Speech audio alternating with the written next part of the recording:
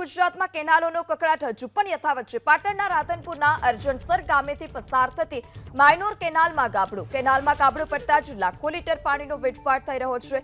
આ સાથે જ આસપાસના ખેતરોમાં પણ પાણી ફરી વળ્યું।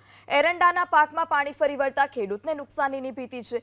રવિ સિઝનમાં કેનાલોમાં ગાબડા પડતા ખેડૂતોમાં ભારે રોષ। તો પાટણની કેનાલમાં ભ્રષ્ટાચારનું ફરી એક વખત ગાબડું પડ્યું છે। જે ગાબડાનો સિલસિલો છે તે હજુ પણ યથાવત છે।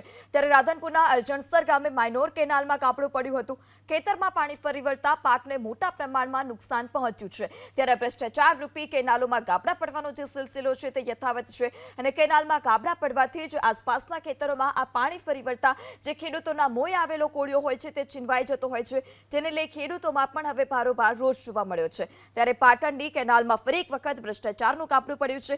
ખેતરોમાં પાણી ફરી વળતા પાકને મોટા પ્રમાણમાં નુકસાન પહોંચ્યું છે।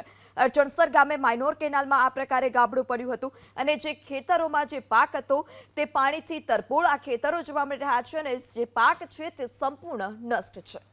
વધુ માહિતી સાથે સંવાદદાતા એઝાઝ ફોન લાઈનથી જોડાઈ ચૂક્યા છે। જે એઝાઝ, કેનાલ આસપાસના જે ખેતરો છે તેમાં ઘૂંટણસમાં પાણી ભરાયેલા હોય તે પ્રકારના દ્રશ્યો સામે આવ્યા છે। ખેડૂતોને કેટલું નુકસાન?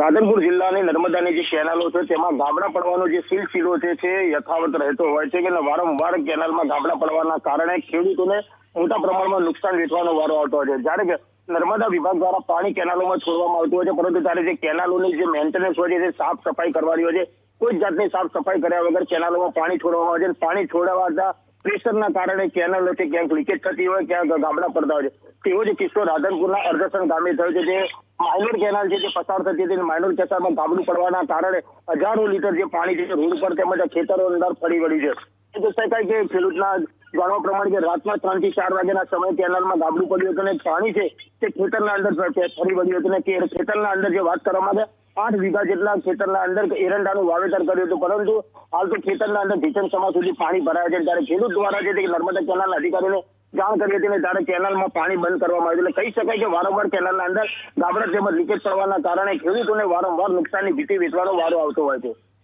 જે એઝાઝ, સમગ્ર માહિતી બદલ આભાર।